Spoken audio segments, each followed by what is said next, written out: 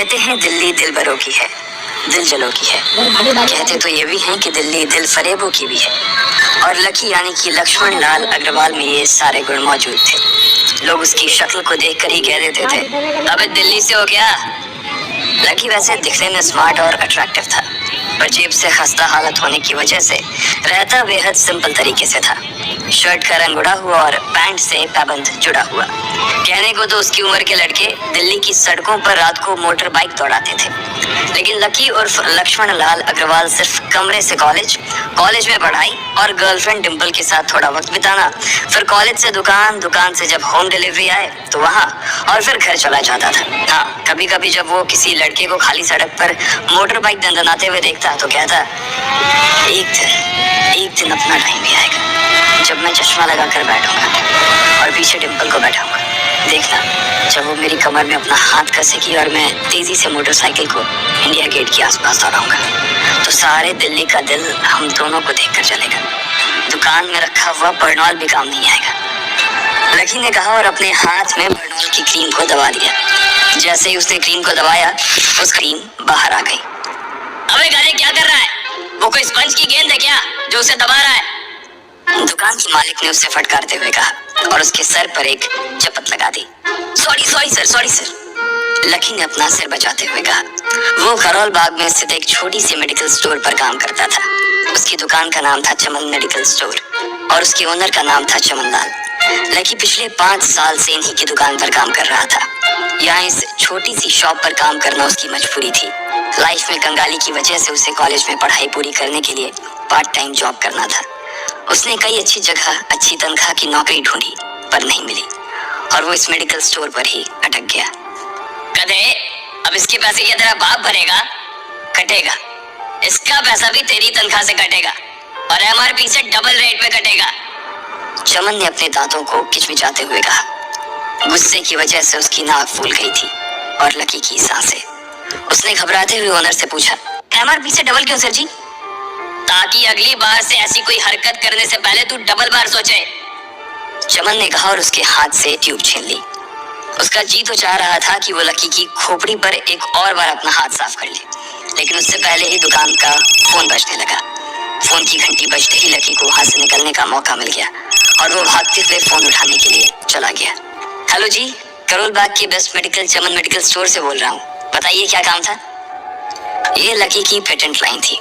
चाहे कहीं से भी फोन आए, लेकिन उसे फोन पर बस यही बोलना था। जैसे ही इधर लकी ने अपनी बात कही, उधर से जवाब आया, मैं अप्रूविंग नाइट होटल के कमरा नंबर 303 से बात कर रहा हूँ। एक छोटा सा ऑर्डर है, नोट करो और जल्दी से ऑर्डर पर डिलीवर करवा दो। वो एक लड़के की आवाज थी। उसकी आवाज में काफी भारीपन और एक अजीब सी जल्दबाजी थी। जैसे ही लकी ने वो आवाज सुनी, पता नहीं क्यों उसे वो आवाज जानी पहचानी सी लगी। जी सर, बताइए आपका क्या ऑर्डर है? हाँ तो लिखो, हार्ट प्ले के 2 पैकेट और 1 पैकेट टिश्यू। लकी जो कि अपना पेन लेकर खड़ा था, हार्ट प्ले का नाम सुनते ही झिझक गया। असल में हार्ट प्ले नाम का एक कंडोम आता था और इसलिए उसका नाम सुनते ही लकी शर्मा गया था। इतने साल से भी मेडिकल की स्टोर पर काम करने के बाद उसे इन चीजों का नाम सुनने में शर्म आती थी। हेलो भाई, लिखा कि नहीं लिखा? उस आदमी ने फिर से लकी से पूछा। जी सर, लिख लिया सर, लिख लिया। लकी ने खिसिया कर हंसते हुए कहा। लिख लिया तो फिर लेकर निकल, उस लड़के ने कहा। उसकी आवाज सुनकर ना जाने ऐसा क्यों लग रहा था कि वो बहुत बड़ा आदमी था। जी सर, मैं सर, लेकिन सर बाहर तो बारिश हो रही है, लकी ने कहा। उसने देखा कि बाहर बहुत तेज बारिश हो रही थी। उनकी दुकान के सामने पानी भर गया था और तेज हवाओं की वजह से चमन मेडिकल स्टोर का बोर्ड भी गिर गया था। लकी को लग रहा था कि वो इतनी तेज बारिश में अभी एकदम से तो नहीं निकल पाएगा, तो उसने उस लड़के को समझाते हुए कहा, सर मैं ऑर्डर तो ले आऊंगा पर थोड़ा टाइम लग जाएगा, बारिश थोड़ी थम जाए। अब इससे पहले कि वो कुछ आगे बोल पाता, फोन पर लड़का बोल पड़ा। तुम्हारे मालिक को पता है कि तुम मल्होत्रा जी के लड़के को मना कर रहे हो? हाँ पता है, बारिश हो रही है, इसलिए सारा सामान अच्छे से थैली में पैक करके लाना और लेट नहीं होना चाहिए, समझे? उस लड़के ने कहा और इससे पहले कि लकी आगे कुछ कह पाता, उसने फोन काट दिया। उधर से लकी के दुकान का ओनर उसे घूर कर देखा जा रहा था। लकी के हाथ में पेन और पेपर देखकर ही वो समझ गया था कि उसके पास कोई ऑर्डर आया था। आज वैसे भी इतनी बरसात होने की वजह से सुबह से इक्का दुक्का ग्राहक ही दुकान पर आए थे। ऐसे में उसकी दुकान का मालिक एक भी ऑर्डर को छोड़ना नहीं चाहता था। वो लकी को देख रहा था और लकी बारिश की ओर देख रहा था। बारिश का बहाना नहीं चलेगा, जाना पड़ेगा, चमन लाल ने कहा। मैं बहाना नहीं कर रहा सर, थोड़ी बारिश धीमी हो जाए तो मैं चला जाऊंगा। अभी आप खुद ही देखिए कितनी तेज बारिश है। वो पता नहीं कोई मिस्टर मल्होत्रा का कोई बेटा कुछ ज्यादा ही जल्दी में था। मैं साइकिल से तो पहुंच नहीं पाऊंगा इतनी जल्दी, लकी ने उनकी ओर देखते हुए कहा। क्या कहा? मिस्टर मल्होत्रा जी का बेटा? तू मेरी दुकान बंद करवाएगा क्या? अभी क्या भी निकल उनका ऑर्डर लेके, वो हमारे बहुत पुराने कस्टमर है, चमन ने कहा। पर लकी ने कहा ही था कि चमन बोला। पर कुछ नहीं, तू मेरी मोटरसाइकिल ले जा, उसने गुस्से में कहा। अरे सर जी, 200 के ऑर्डर में मुश्किल से 40 रुपए बचेंगे, इससे 3 गुने का तो पेट्रोल ही लग जाएगा, और अगर गाड़ी रास्ते में बंद हो गई तो अलग से खर्चा, लकी ने समझाते हुए कहा। वो जानता था कि उसका मालिक इन सब बातों पर ध्यान नहीं देने वाला। चमन लाल बोला, कोई बात नहीं, तू जा, चाहे जो हो जाए ग्राहक नाराज नहीं होना चाहिए, और वैसे भी वो मल्होत्रा जी का बेटा है। चमन लाल ने मोटरसाइकिल की चाबी लकी की ओर झालते हुए कहा। लकी ने चाबी ली, उसे देखकर उसके अंदर मिक्स फीलिंग आ गई। एक तो वो बहुत खुश हुआ कि बड़े दिनों बाद बाइक चलाने को मिलेगी, पर वहीं दूसरी तरफ दुखी इसलिए हुआ कि बाइक मिली भी तो ऐसी तेज बारिश में, अगर खराब हो गई तो इसकी चपत भी उसके सिर पर ही पड़ेगी। वो मुंह लटकाकर रेनकोट और हेलमेट पहनते हुए वहां से निकल गया। बाहर आकर बाइक को देखा तो लकी ने मन में सोचा, चलो ठीक है, जो होगा देखा जाएगा, कम से कम बाइक तो चलाने को मिल रही है। दरअसल लकी इतने साल काम करने के बाद भी अपने लिए एक मोटरसाइकिल नहीं ले पाया था। लकी की तनख्वाह ही इतनी भर थी कि सिर्फ उसके कमरे का किराया, उसकी साइकिल में डालने वाली हवा का खर्च, बिजली पानी का बिल और डिम्पल के साथ महीने में 1-2 बार बाहर खाने का खर्चा ही निकल पाता था। उसे डिम्पल की कई बात अक्सर याद आती थी। लकी, अगर अगले 2 महीने में तूने बाइक नहीं खरीदी ना तो मैं तेरे से ब्रेकअप कर लूंगी, देखना। असल में डिम्पल को लकी के साथ बाइक पर घूमने की बड़ी तमन्ना थी। लकी की इस उजाड़ जिंदगी में एक वही तो थी जिसके लिए जिंदा रहने को उसका जी चाहता था। जब भी वो उससे बाइक की बात करती तो लकी डिम्पल की इस बात को हंसकर टाल देता था। वो अपने मन में इस बात को अच्छे से जानता था कि डिम्पल उससे बहुत प्यार करती थी और वो उससे कभी छोड़ कर नहीं जा सकती थी। वो दोनों एक दूसरे में ऐसे घुले मिले थे जैसे बादल बरसात में घुल जाती है। लकी को डिम्पल बहुत पसंद थी और वो उसके लिए दुनिया जहां की खुशियां खरीद कर ला देना चाहता था। वो चाहता था कि एक दिन वो डिम्पल को प्लेन में बैठाए, लेकिन उसके ये सब ख्वाब इस कम तनख्वाह की नौकरी की वजह से कभी पूरे नहीं होने वाले थे। पर आज उसके पास एक मौका था। वो डिम्पल को अपने साथ इस बारिश में राजपथ घुमाना चाहता था। वो उसे दिल्ली दिखाना चाहता था। चमन लाल को देने के लिए उसने पहले से ही बहाना सोच रखा था। बस जल्दी से वो ये डिलीवरी देकर सीधे डिम्पल के पास ही जाने वाला था। उसने होटल ब्लूमिंग नाइट के बाहर मोटर बाइक पार्क की और सीधे होटल के अंदर चला गया। लकी ने रिसेप्शन पर पहुंचकर नमस्ते करते हुए रिसेप्शनिस्ट को बोला, जी मैं चमन मेडिकल स्टोर से आया हूँ, रूम नंबर 303 का ऑर्डर था सर। रिसेप्शन पर खड़ा आदमी उसके हाथ में काली थैली को देखकर समझ गया था कि उसमें क्या था और वो मंद ही मंद मुस्कुराते हुए बोला, 3rd फ्लोर पर है, लिफ्ट से चले जाओ, रेनकोट यहीं उतार देना। जैसा उस आदमी ने कहा लकी ने ठीक वैसा ही किया और लिफ्ट में चढ़ने की कुछ ही देर बाद वो 3रे माले पर पहुंच गया था। वो रूम नंबर 303 के बाहर पहुंचा और उसने डोरबेल बजाई। जैसे ही दरवाजा खुला लकी ने थैली आगे बढ़ाते हुए कहा, नमस्ते, मैं चमन मेडिकल स्टोर से लकी, आपका। इससे पहले कि लकी आगे कुछ कह पाता उसकी आंखें फटी की फटी रह गई थी। उसने अपने सामने जो देखा उसके बाद उसे ऐसा लगा कि बंद छत के नीचे भी उसके ऊपर आसमान से आकर एक जोरदार बिजली गिर गई थी। उसके सामने एक लड़की खड़ी थी।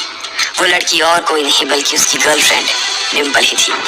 उसने एक पर्पल कलर का नाइट गाउन पहन रखा था। उसके काले घने बाल गीले थे और उसने उन्हें अपने कंधे पर फैला रखा था। उसकी खुशबू से ही ये चीज साफ पता चल रही थी कि वो अभी अभी नहा कर आई थी। डिम्पल, तुम यहाँ क्या कर रही हो? लकी को अपनी आंखों पर विश्वास ही नहीं हो रहा था। उसने 2 बार अपनी पलकें झपका कर देखा, लेकिन दोनों बार ही उसे अपने सामने डिम्पल ही नजर आई। तुम यहाँ क्या मेरा पीछा करते हुए आए हो लकी? डिम्पल ने उल्टा उसी के ऊपर पलटवार करते हुए कहा। लकी को देखकर उसके दिल की धड़कन भी तेज हो गई थी। उसे उम्मीद नहीं थी कि लकी यहाँ आ जाएगा।